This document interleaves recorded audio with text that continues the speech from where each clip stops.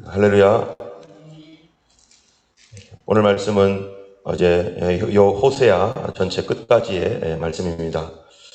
10장에서는 우리가 이스라엘 전체 구성원들이 총체적으로 어떻게 타락했는가, 거기에 대한 경고, 또 그래서 8장에서 우상 숭배하는 것에 대하여 책망하시고 그런 내용이었는데요. 오늘 11장 이후에는 이제 계속적으로 반복되는 죄악들에 대하여 하나님께서 그 심판을 경고하시고, 그러나 그럼에도 불구하고 우리 하나님께서 이스라엘을 회복시키시고 다시 돌아오게 하시겠다라고 하는 하나님의 긍휼한 마음을 표현하고 있습니다. 11장 1절을 보면은 이스라엘이 어렸을 때 내가 사랑하여 내 아들을 애굽에서 불러내었다. 어렸을 때라는 건 언제겠어요? 이집트에 있을 때를 말하는 거죠.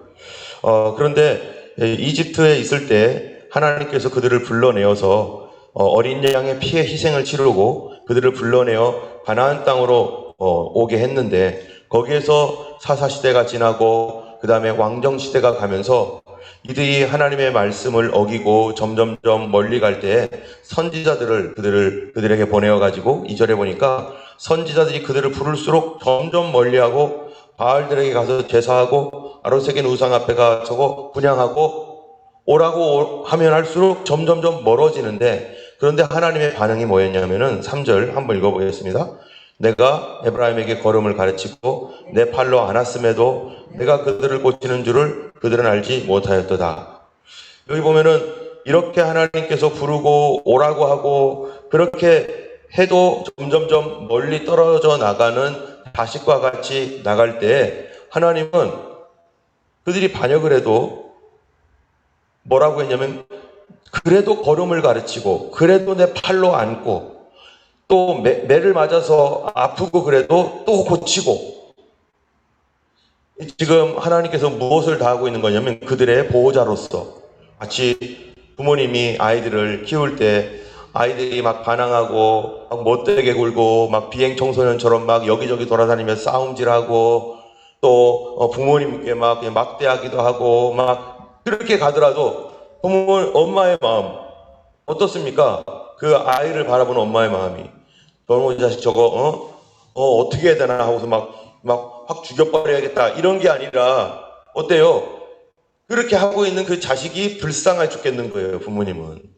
다른 사람들은 자기의 자식이 아닌 다른 사람들은 저거 빨리 감옥에 쳐 넣어야 돼, 저놈을 없애버려야 돼 막 이러고 있지만, 부모의 마음은 그가 범죄할수록 더 불쌍하고 더 안타깝고 더 괴롭고 저거를 어떻게 해야 되나. 하나님께서 이스라엘을 택하고 나서 그런 줄 모르고 택하셨겠어요? 다 알고 택하셨죠. 가장 나쁜 민족이었을 거예요. 아마 세상에서 제일 어려운 민족 하나님 택하셔가지고 그 민족을 거기에 두고서 그렇게 하는데, 반항하며 부를수록 바알을 섬기고 더 멀리 가고 더 멀리 가는. 그런데 하나님은 뭐를 하신다고요? 부모로서의 책임을 다하고 계시죠. 부모의 마음을 끊지 않고 자녀를 긍휼히 여기는 마음을 가지고 계속해서 그들에게 선자를 보내고 선자를 죽이면 또 보내고 또 보내고, 그런 하나님께서 이스라엘에게 계속해서 그분의 마음을 끊지 않고 그들을 돌보시고 책임을 다하고 계시는 하나님의 모습을 3절에서 얘기해 줍니다. 4절에서 보니까 뭐라고 해요? 내가 사람의 줄 곧 사랑의 줄로 그들을 이끌었고 그들에게 대하여 그 목에서 멍에를 벗기는 자 같이 되었으며 그들 앞에서 먹을 것을 두었노라. 그들 앞에 하나님께서 그들을 그렇게 사랑으로 이끌어서 목에서 멍에를 벗겼다. 이게 뭐겠어요? 노예된 생활에서 자유를 주고 그 민족이 이제는 다른 민족 앞에 억압을 받는 게 아니라 자유롭게 했다는 거예요. 그래서 그들에게 자유를 주었을 뿐만 아니라 그들에게 사랑을 베풀었고, 그러므로 그들 앞에 먹을 것도 두었다. 이게 뭐겠어요? 그들을 풍성하게 하고 번성하게 하고, 이게 다 누구의 은혜라는 겁니까? 하나님의 은혜였고, 그들이 잘나서 된 게 아니라 하나님께서 그렇게 되도록 도와주셨다는 것입니다. 그런데 이 사람들은 교만한 거예요. 어떻게 교만한 겁니까? 하나님께서 그들에게 그렇게 은혜를 베풀었어도 13장 6절을 보면은 뭐라고 되어 있습니까? 한번 읽어보겠습니다. 13장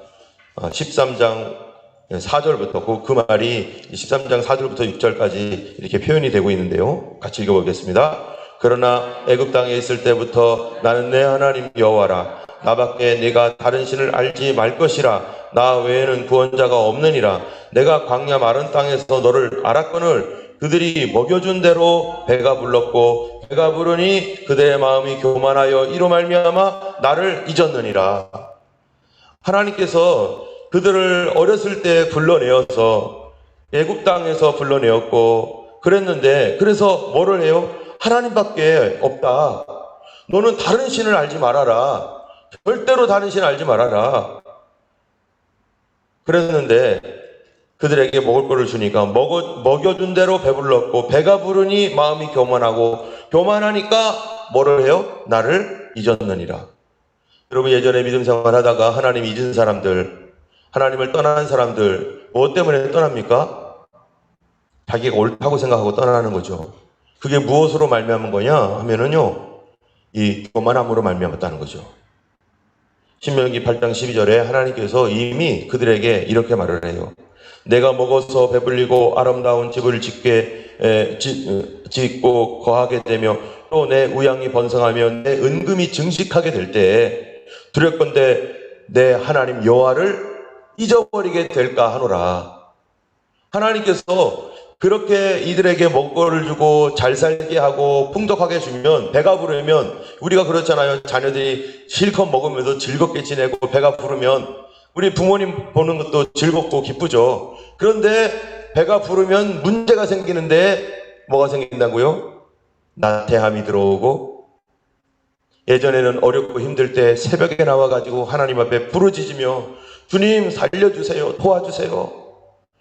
주님 이렇게 도와주시면 내가 평생 주님을 떠나지 않고 잊지 않겠습니다 하면서 우리 하나님 앞에 힘들고 어려울 때마다 그렇게 기도했던 사람이 정말 하나님께서 문제를 해결해 주시고 그 문제가 정말 기적적으로 변화가 되고 정말 하나님의 놀라운 은혜로 새롭게 되고 하니까, 그래서 문이 열리고 살만해지고 풍족해지니까 어떻게 돼요? 그 다음 마음 변해가지고 한 번, 두 번 슬슬슬 뒤로 물러가더니 나중에는 주님 없는 사람처럼 언제 그랬냐는 듯이,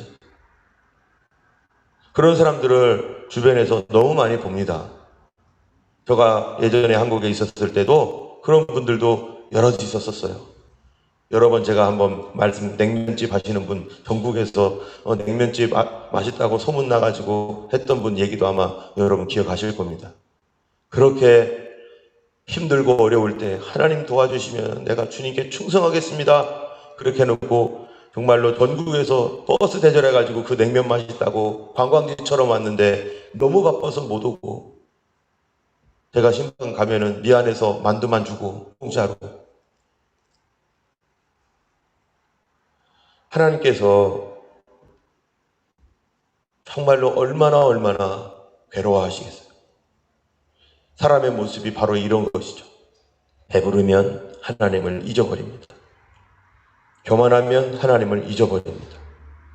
잊어버린다는 게 뭡니까? 영적인 무지라는 거죠. 잊어버린다는 것이 하나님이 어디 계시냐, 하나님 없어, 이런 얘기가 아니죠. 영적 무지는 어떻게 만드는 겁니까? 사람을 어떻게 만들죠? 영적 무지가 딱 들어오면은, 예전에는 이건 하나님이 하셨어요, 하나님이 도와주신 거예요, 이것도 하나님이 하셨어요, 늘 말했던 사람이 영적 무지가 들어오면 뭐라고 그래요? 말은 그렇게 할지라도 마음으로는 아니야, 내가 잘한 거지, 그거 우연히 된 거지, 어떡하다 된 거지, 이걸 꼭 하나님이 했다고 그렇게 말해야 되나? 이러면서 하나님께서 하셨다는 말이 다 들어가 버리고 그걸 동의하지 않고, 이스라엘이 점점점 강성해지니까 하나님이 도와주셔서 되었다는 말을 안 해버리고 이제 우리가 잘해서 되었다고. 이게 바로 죄인의 심정입니다. 그리고 하나님을 떠나며 바알을 가까이 하는 이스라엘에게 하나님께서 8절에 보면은 심판을 명하는데, 그럼에도 불구하고 하나님께서 뭐라고 말씀하시냐면은 11장 8절을 한번 읽어보겠습니다. 에브라임이여 내가 어찌 너를 놓겠느냐, 이스라엘이여 내가 어찌 너를 버리겠느냐, 내가 어찌 너를 아담아같이 놓겠느냐, 어찌 너를 스보임같이 두겠느냐, 내 마음이 내 속에서 돌이켜 나의 긍휼이 온전히 불붙듯 하도다. 비록 하나님 앞에 범죄하고 배반하더라도 하나님은 자기 백성에 대하여 기본적으로 무슨 마음 가지고 있어요? 예, 불쌍한 마음. 여기 끝에 보면 나의 긍휼이 온전히 불붙듯 하도다. 자식이 잘못되면 잘못될수록 하나님께서는 더 불쌍해지는 거예요. 더 불쌍히 여기는 거예요. 우리의 생각을 고쳐야 됩니다. 뭐냐면은 우리는 하나님을 생각할 때 아저씨처럼 생각하는 경우가 많아요.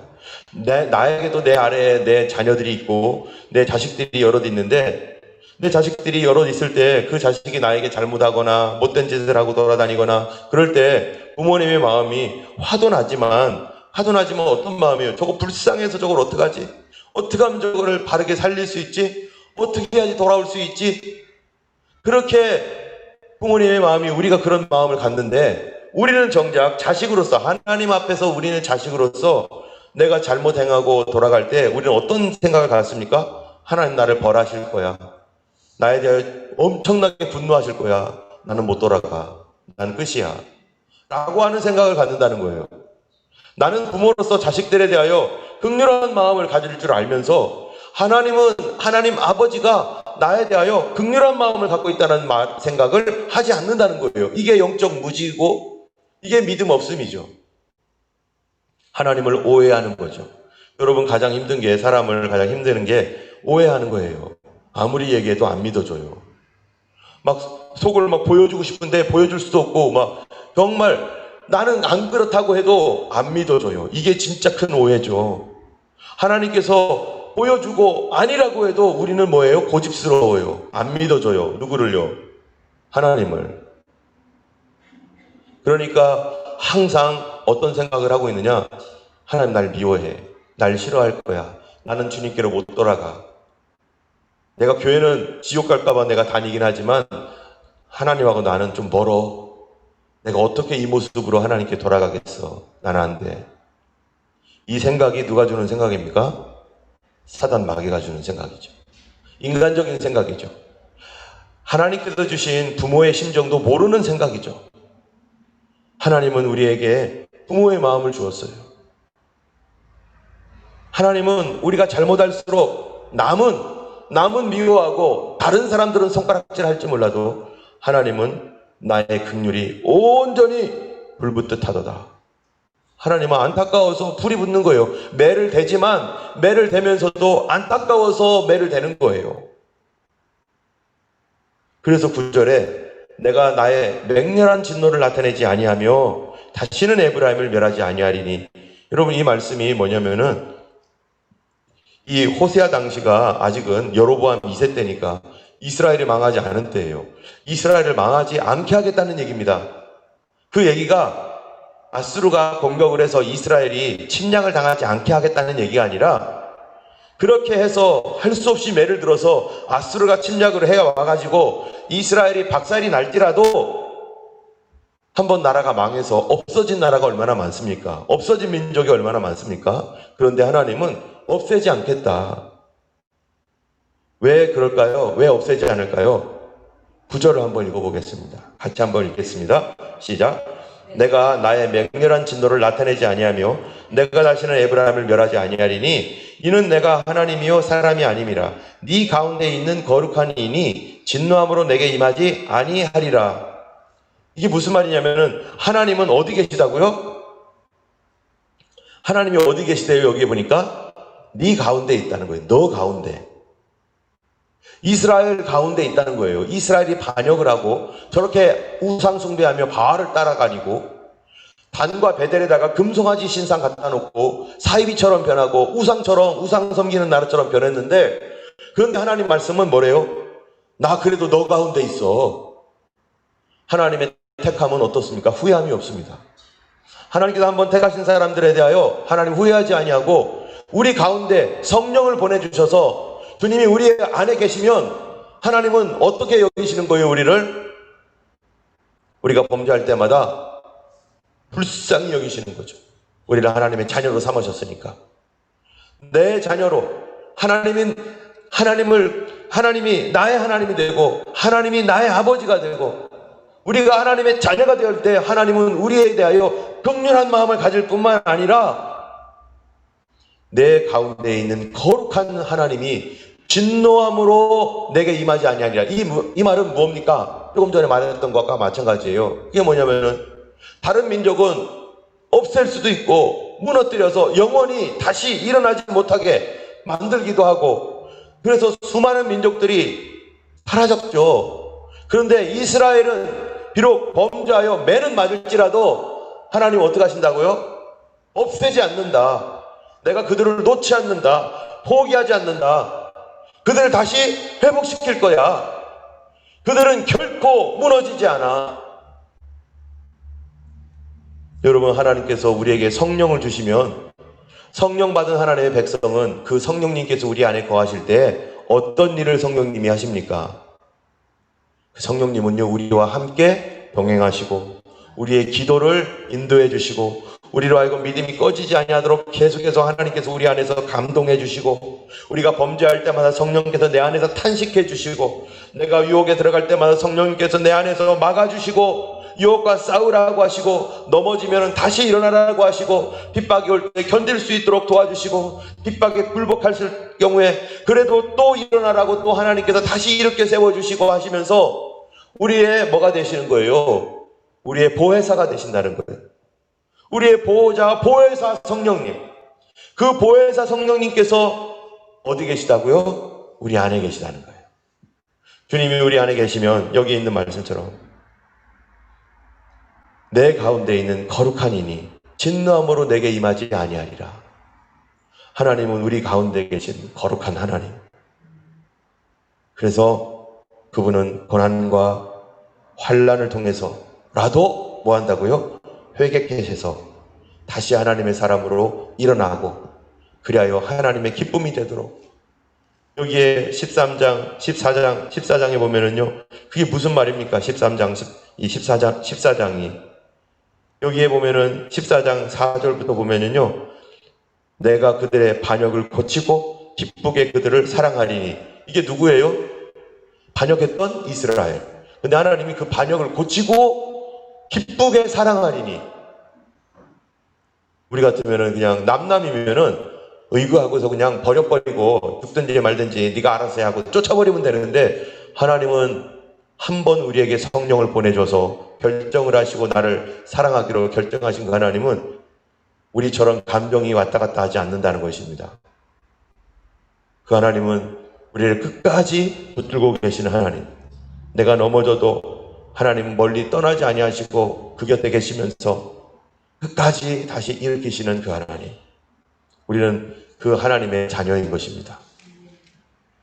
이 5절에도 보면은 내가 14장 5절 내가 이스라엘에게 이슬 같으리니 그가 백합화 같이 피겠고 레바논 백향목 같이 뿌리가 박힐 것이라.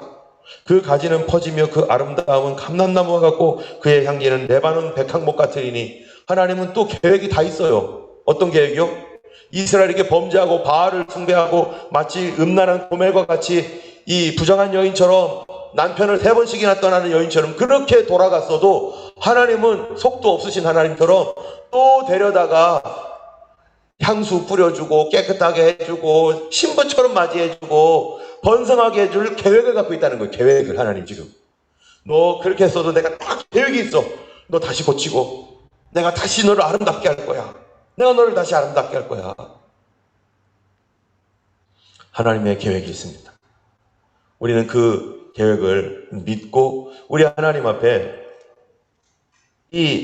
우리를 그렇게 여기시는 이스라엘처럼 이 악하게 하며 끝까지 반역했던 이 족속조차도 하나님께서 그렇게 다시 회복시키고 돌아오게 하겠다라고 하시는데 우리들 어떻게 했어요? 예수 피로 구원받은 우리들은. 여러분, 우리에게는 큰 도전이 있습니다. 성도들에게는. 12장이요. 그 도전에 관한 말인데요. 어떤 도전이 있는가? 좋은 것도 있고 나쁜 것도 있는데 우리 이스라엘은요. 야곱이에요.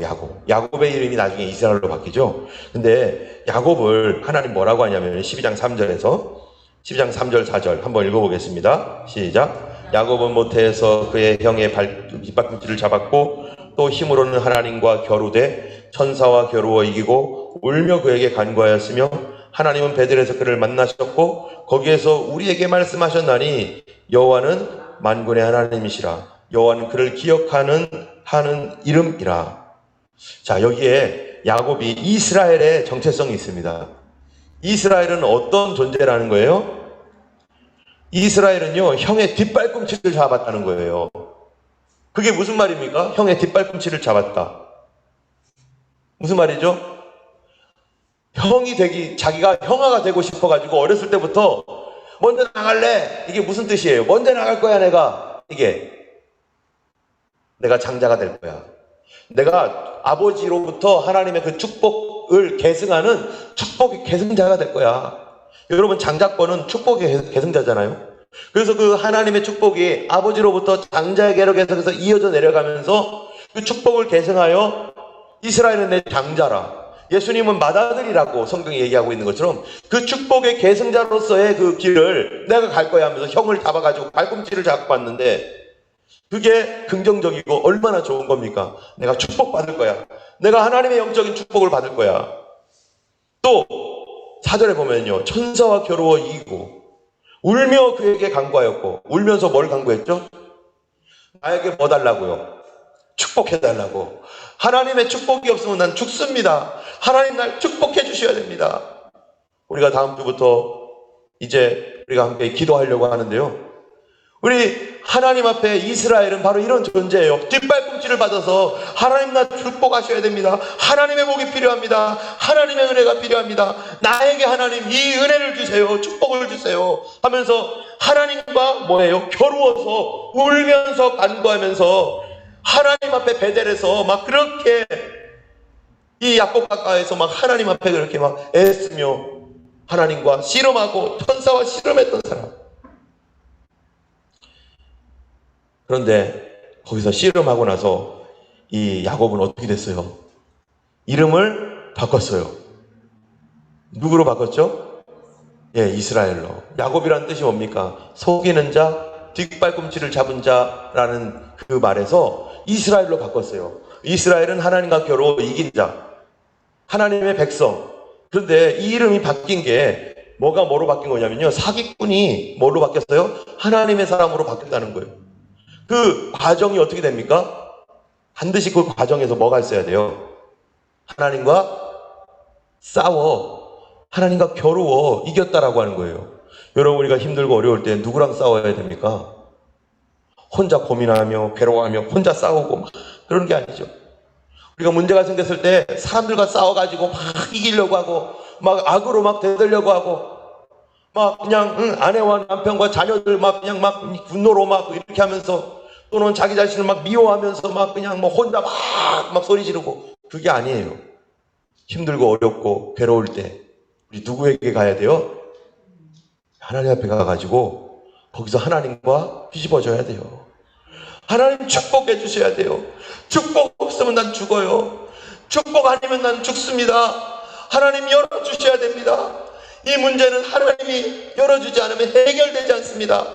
사람에게 가가지고 막 붙잡고 늘어지면서 도와달라고 하고 여기저기 돌아다니면서 그럴 게 아니라, 혼자 괴로워하면서 어떡하지 이러면서 고민하며 괴로워할 거 아니라 누구에게 가야 되는 거예요? 이럴 때 하나님께 가가지고, 야곱이 그때 하나님께 안 갔으면 야곱은 죽었죠.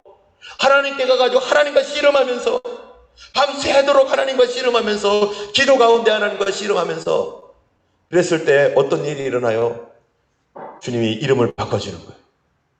새롭게 되게 하시고 거듭나게 하시고 축복을 받게 하시고, 그날 밤 그날 저녁이 없었다면 그의 인생 거기서 망했을 텐데, 그 기도 때문에 그날 하나님과 함께 부르짖으며 막 뒤집어지면서 하나님과 겨루었기 때문에 하나님이 우리를 어떻게 하시는 거예요?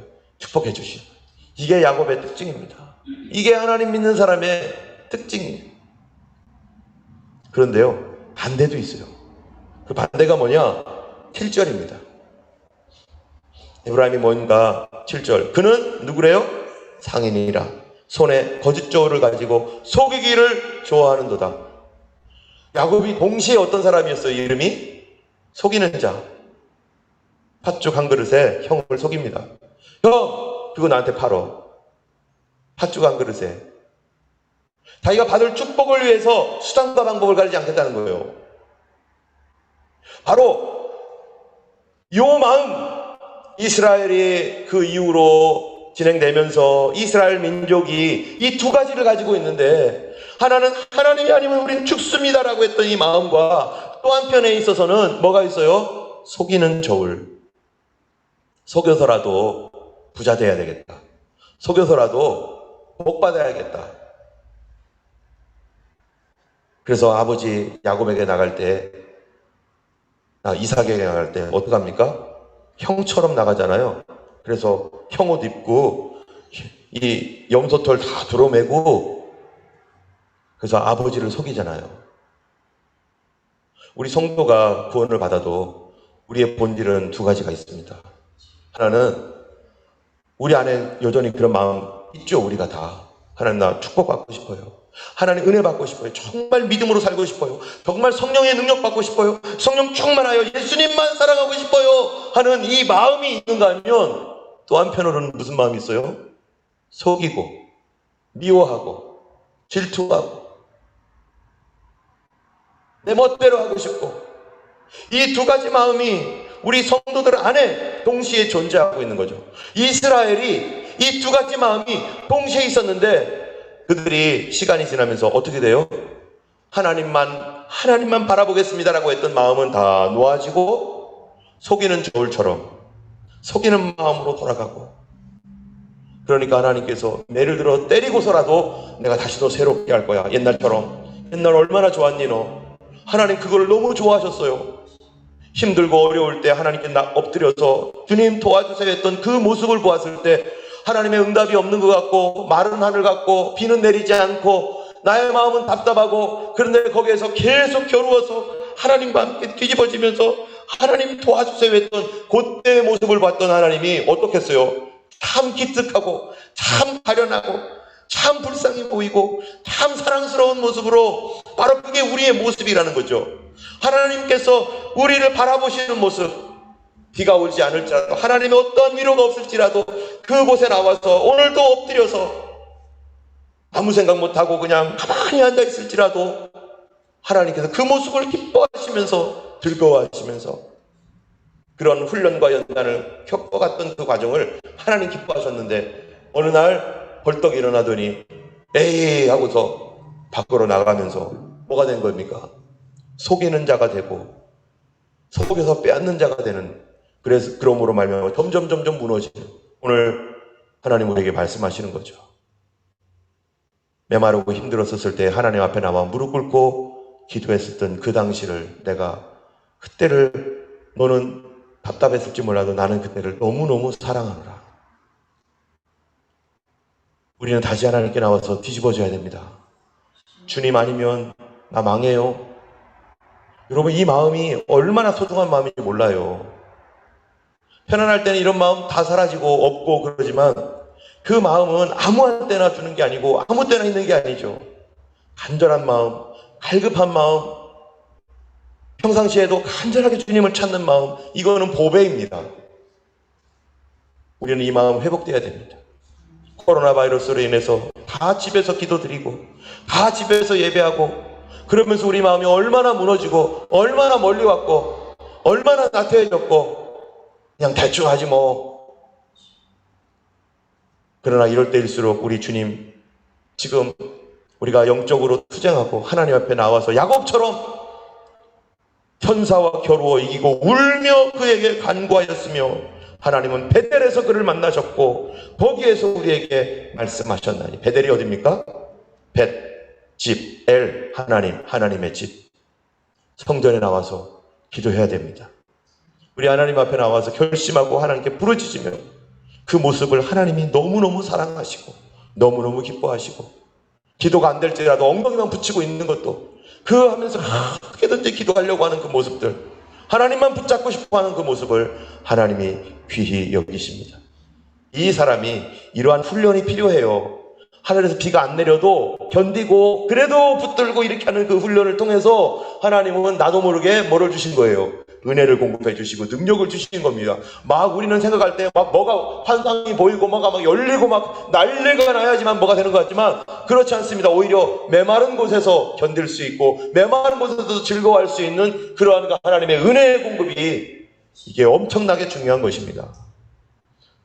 우리는 메마른 곳에서도 주님을 간절하게 찾을 때 그게 바로 우리 안에 있는 간절함이 하나님의 은혜이고 그 은혜를 통해서 하나님은 그 하나님의 일을 성취하고 우리의 길도 하나님 열어주실 줄 믿습니다. 이번 이제 다음 주부터 우리 기도할 때 주님과 함께 길 가는 시간, 주님과 함께 기도하는 시간, 예수님의 뒤에서 부어주시는 그 기름의 공급을 받아서 다시 활활 타오르시는 그러한 시간이 되기를 예수님의 이름으로 축원합니다. 이 시간 우리 찬송가 430장 함께 찬양하겠습니다. 주와 같이 길 가는 것